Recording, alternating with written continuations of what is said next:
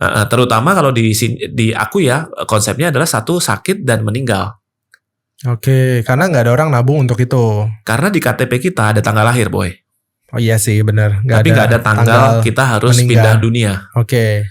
Nah, ini poinnya yang satu hal yang menurut aku perlu digarisbawahin gitu. Tapi usus buntu deh. Usus buntu. Itu kurang lebih 100 jutaan, Boy. Sepakat. Nah, padahal baru setor 13 juta. Kok bisa dibayarin 100 juta? Itu fungsinya asuransi. Apakah bank bisa bayarin itu kalau kita nabung setiap bulan? Enggak. Apakah investasi kita bisa bayarin itu? Kalau investasi 1 juta setiap bulan? Oh, I see. Nggak bisa. Jadi kan? secara mindset dibalik asuransi itu penipuan terhadap premi ya. Ya, secara clickbait ya kita bayar preminya berapa, ternyata dia mau bayarin kita lebih. Ya. Welcome to Melek Resiko. Hari ini Melek Resiko reguleran lagi bareng sama Ko Aswin. Halo Ko, thank you sudah datang dengan setup selanjutnya. Semoga kupingnya semakin dimanjakan ya. Dengan setup selanjutnya. Barang baru nih kayaknya nih. Barang baru ya harusnya ya. Jadi secara suara mudah-mudahan bisa terbantu. Ya. Hari ini yang kita mau bahas ini kok. Kemarin kan kita udah nge-tag beberapa video ya. Ternyata ada teman-teman yang banyak banget ngerasa asuransi itu penipuan. Komennya di YouTube tuh ada di tempatnya kita waktu upload Panaga tuh banyak teman-teman yang ngerasa masukin uang di dalam asuransi, dirasa investasi. Jadi pas 24 tahun dibiarinin dicek kosong. Itu gimana tuh kok? Itu gimana tuh? Maksudnya berarti kan karena oknum-oknum yang tanda kutip pernah kita bahas jualan mereka bilang ya ada embel-embel investasinya, orang malah melekatnya itu di investasinya itu sendiri gitu loh. Ya. Jadi basically gini dulu sih. Maksudnya asuransi itu bukan investasi, Boy. Oke. Asuransi itu bukan tabungan juga. Oke. Contoh, kita nabung 1 juta nih per bulan di bank. Ya. 1 tahun ada uang berapa, Boy? Berkurang pasti. Di bank. Ya. 1 juta jadi 993.500. Oke, kalau setiap bulan 1 juta normally dalam 1 tahun ada 12 juta. 12 juta, betul. Plus bunga atau mungkin dikurangin admin jadi minus. Oke. Anything lah ya, tapi intinya kurang lebih di 12 jutaan gitu. Oke, per tahun ya. Per tahun. Ya. Kalau di investasi, harapan kita setiap bulan berinvestasi 1 juta. Ya. Di 12 bulan ke depan harusnya jadinya 13 juta atau bahkan 15 juta. Betul. Harapannya selalu positif dan meningkat ya. Benar, karena harapan investasi kan tujuannya untuk kita bisa mendapatkan return di masa depan yang sesuai tujuan keuangan kita gitu. Oh, dipahami. Nah, itu investasi. Investasi dulu nih. Kalau bank tadi kan tujuannya kita bisa nyimpen uang. Menabung. Ya. Dengan kemudahan kalau di bank itu menurut aku kita bisa ngambil uang di mana aja kapan aja gitu lewat ATM. Oke. Itu servis yang dikasih ke bank kepada kita sebagai nasabahnya gitu, Boy. I see. Menurut aku ya gitu ya. In return apa sih? Ya in return sebenarnya uang yang terkumpul di bank itu kan bank akan pakai untuk nyalurin kredit, kasih pinjaman usaha dan segala macam. Diputar lagi lah.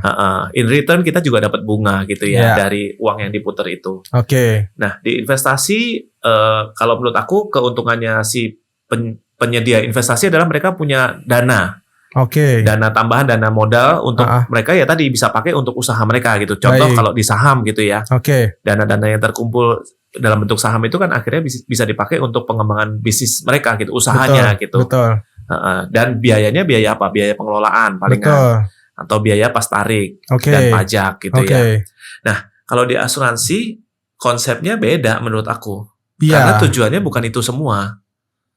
Oke, tapi gimmicknya jadi bikin celaka mindsetnya banyak orang nggak sih?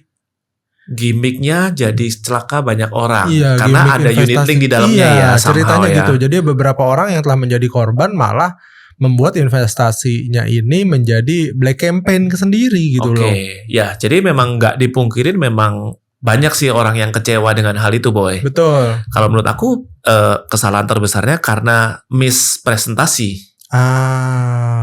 Oke. Salah dalam menjelaskan produknya. Dari awal tuh ya. Salah dalam menjelaskan fitur unit link yang ada di dalam produk asuransi ini. Oke, kita bahas dulu fundamentalnya dulu asuransi. Ya. Asuransi itu fundamentalnya lagi-lagi setelah kita bahas sebelumnya adalah proteksi, Boy. Proteksi. Bukan ingin mengembangkan uang lah ya. Tapi ingin berjaga-jaga. Benar, proteksi, mitigasi resiko. Ya. Proteksi terhadap apa? Kalau menurut aku proteksi terhadap resiko keuangan atas hal-hal yang yang kita nggak bisa kontrol gitu. Terutama kalau di aku ya konsepnya adalah satu sakit dan meninggal. Karena nggak ada orang nabung untuk itu. Karena di KTP kita ada tanggal lahir, boy. Oh iya sih, benar. Tapi nggak ada tanggal kita harus pindah dunia. Nah, ini poinnya yang satu hal yang menurut aku perlu digarisbawahin gitu. Asuransi itu proteksi gitu. Itu poin nomor satunya. Nah, unit link itu instrumen investasi. Benar ya? Benar. Karena dia akan diinvestasikan sebenarnya uangnya. Betul. Tapi tujuannya bukan untuk mengembangkan uang kita.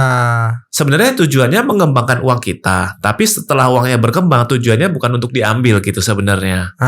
Dibalikin lagi sebenarnya ke proteksinya. Dibalikin lagi adalah premi. Uang yang berkembang ini untuk memproteksi secara premi supaya premi kita nggak naik-naik, boy. Gitu. Dipahami. Nah, ini dengan aku ngomong begini, ada orang ngomong, unit link kan bisa naik juga. Bener banget. Tapi akan berpotensi, maksudnya gini, cenderung nggak naik. Ini mungkin statement yang paling pas. Bisa resiko kenaikan itu bisa lebih kita ukur lah gitu. Gitu. Itu sih sebenarnya tujuannya unit link, bukan untuk berinvestasi.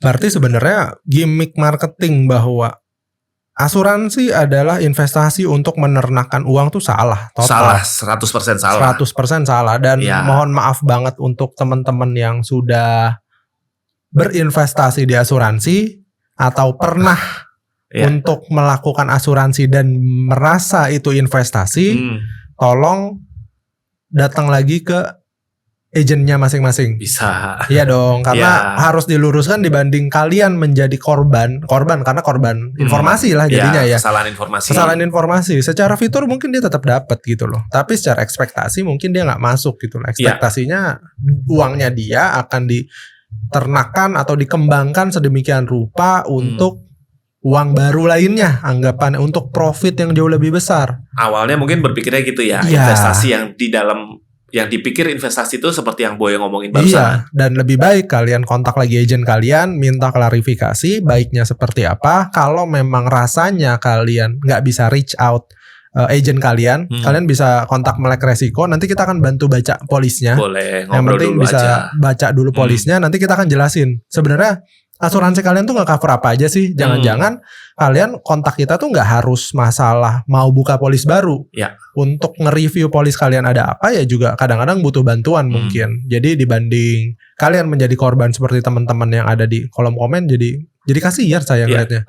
Jadi balik lagi ke kita komenin yang ada di kolom komen itu dulu, Boy. Kan pertanyaannya adalah sudah nabung 24 tahun, kok nggak ada nilainya gitu. Ya, jadi poinnya gini. Sebenarnya kenapa sih nggak ada nilainya? Satu dulu nih, asuransi itu banyak biaya di dalamnya. Sepakat. Kenapa banyak biaya?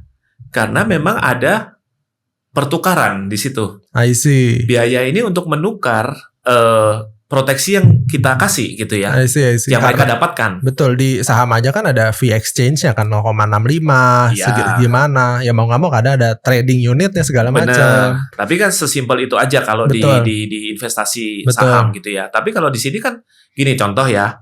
Kita kalau ngomongin produk asuransi yang terbaru nih, Boy. Kalau umuran lu gitu mungkin 1 juta, 1,3 juta gitu. 1,3 dapat banyak, Pak. Kalau amit-amit sakit, masuk rumah sakit itu limitnya 10 M. Ya. 1,1 juga bisa Pak limit 10 M. Saya nyobain. 1,1 juta ya. 1 juta. 1,3 udah dapet sih. Lu bayar premi 1 tahun gitu, Boy. Berarti kan kurang lebih 13 juta tuh yang lu bayarin. Betul. Terus sakit. Sakitnya ya usus buntu lah, itu yang paling aku punya data banget gitu ya. Atau DBD. Ya DBD mungkin gak terlalu mahal, tapi usus buntu deh. Usus buntu. Itu kurang lebih 100 jutaan, Boy. Sepakat. Nah, padahal baru setor 13 juta. Kok bisa dibayarin 100 juta? Itu fungsinya asuransi. Apakah bank bisa bayarin itu kalau kita nabung setiap bulan? Enggak. Apakah investasi kita bisa bayarin itu? Kalau investasi 1 juta setiap bulan? Oh, I see. Gak bisa. Jadi kan? Secara mindset dibalik asuransi itu penipuan terhadap premi ya.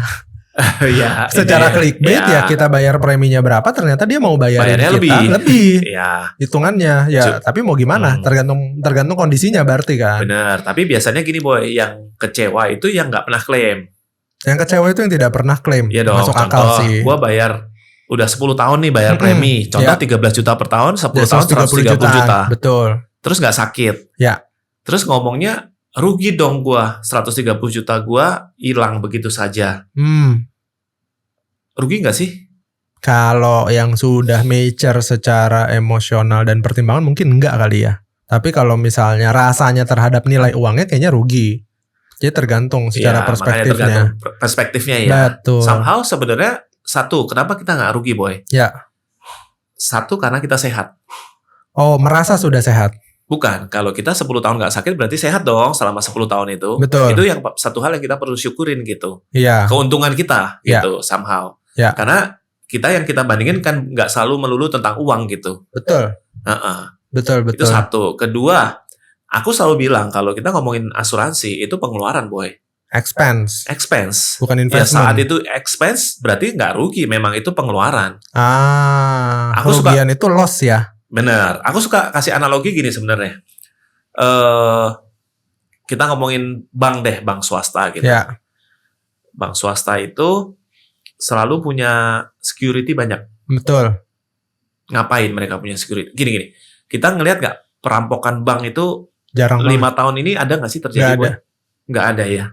Tapi kenapa mereka tetap pakai security boy? Untuk jaga-jaga. Ngapain? Kan mereka tiap bulan keluarin dana buat untuk security-nya. Harusnya security-nya nggak usah ya. Padahal nggak pernah kemalingan. Ya. Terus apakah si bank ini bisa bilang gini, wah, gue nggak kemalingan ini, rugi dong. Buat biaya security-nya. Rugi dong buat bayar security. Harusnya sih enggak secara nalar. Ya sebenarnya konsep asuransi kayak gitu boy. Harusnya seperti itu. Yang kita bayar, kita memang bayar setiap bulan untuk kenyamanan kita. Oke, ya itu mungkin yang beda di lapangan atau yang beda di eksekusi di lapangan. Jaga-jaganya nggak kerasa, ngerasa kayak sakit. Udahlah kan kalau di campaign tim-timnya dari Koasuin, bagiannya dari melek resiko. Ya kalau ada masalah ya langsung ke rumah sakit, bantu diobservasi segala macam. Tapi actualnya ketika para teman-teman agent di luar sana yang misinformasi bahwa ini masuk asuransi aja duit lu nanti begini. Ternyata panjang loh urusannya. Ya makanya sebenarnya gini boy, kalau di platform ini kan kita pengennya cerita ya asuransi sebenarnya itu gimana sih secara konsep lah. Iya makanya kan obrolan ini juga hadir karena ada teman-teman yang bilang serugi itu 24 tahun. Berarti kan mindset 24 tahunnya dia sampai sekarang tuh masih ada gitu. Bener. Dan belum dibenerin. Dan buat teman-teman yang sesama agent atau sesama itu ya bergambar atau bercerminlah dari teman-teman yang merasa dirugiin. Kayaknya udah deh gitu loh, jangan ngomongin investasi lagi terhadap nilai tunainya, tapi ngobrolin proteksinya, ngobrolin stability-nya terhadap premi, mungkin lebih ke arah sana kali ya. Dan stability-nya terhadap dampak keuangan kalau kita sakit. Nah ini kan kadang yang suka nggak dibahas gitu. Risk management-nya jadinya. I see. Jadi intinya gini sih boy, menurut aku orang-orang yang kecewa itu yang nggak pernah merasakan manfaat asuransi secara personal gitu.